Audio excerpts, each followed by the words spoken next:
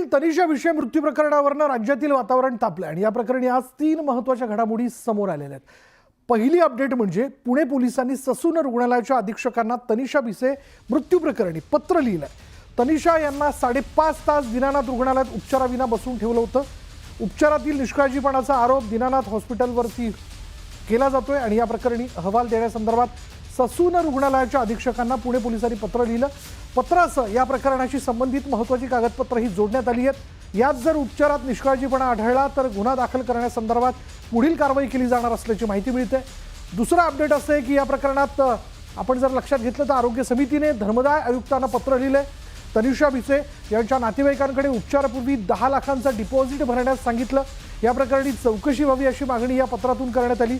या प्रकरणातील तिसरी महत्त्वाची अपडेट आहे आता माता मृत्यू अन्वेषण समितीच्या अहवालासंदर्भातली। तनिषा विषय मृत्यू प्रकरणी राज्य शासनाकडून 3 स्तरावर चौकशी सुरू आहे। राज्य शासनाच्या समितीचा अहवाल सोमवारी आला तर दुसरीकडे आता माता मृत्यू अन्वेषण समितीचा अहवाल आज येणार होता, तो आता 2 दिवसांनंतर येणार आहे। या समितीकडनं डॉक्टर आणि भिसे कुटुंबियांची सखोल चौकशी करण्यात आली। चौकशीत मिळालेल्या माहितीच्या पडताळणीसाठी वेळ लागणार असल्याची माहिती समोर आली आणि त्यासोबत समितीचे अध्यक्ष आणि सदस्य आरोग्य सचिवांच्या बैठकीसाठी मुंबईत असल्यानं चौकशीच्या कामकाजाला आणखी वेळ लागण्याची शक्यता वर्तवली जाते। दरम्यान डिपॉझिट बाबत बोलताना दीनानाथचे विश्वस्त डॉक्टर धनंजय केळकर यांनी केलेल्या विधानावरनं नवा वाद पेटण्याची शक्यता आहे। त्या दिवशी डॉक्टरांचे राहू केतू कसे फिरले माहिती नाही। त्यांनी पेशंटच्या केस पेपरवर 10 लाख डिपॉझिट लिहून दिलं असं ते म्हणाले आणि याच विधानावरून संजय राऊतांनी त्यांच्यावर जोरदार टीका केली। काही कारणांनी त्या दिवशी राहू केतू काय डोक्यात आला, डॉक्टरांनी एक चौकोन करून त्याच्यामध्ये 10 लाख डिपॉझिट लिहिलंय।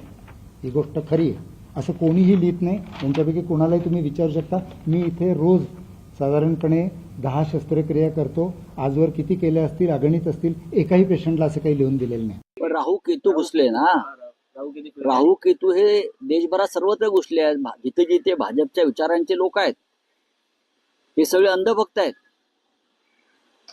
हे जे म्हणतात राहू केतू वगैरे हे सगळे मोदी, शहा आणि भाजपचे अंधभक्त आहेत। हे काही आम्हाला सांगायची गरज नाही। आणि अंधभक्त हा धर्मांध असतो, त्याला सामान्यांचा विचारच करता येत नाही। त्यांच्या डोक्याला मेंदूला बधिरता आणलेली आहे या राजकारणामुळे आणि त्यातून त्यांना राहू केतू दिसतात।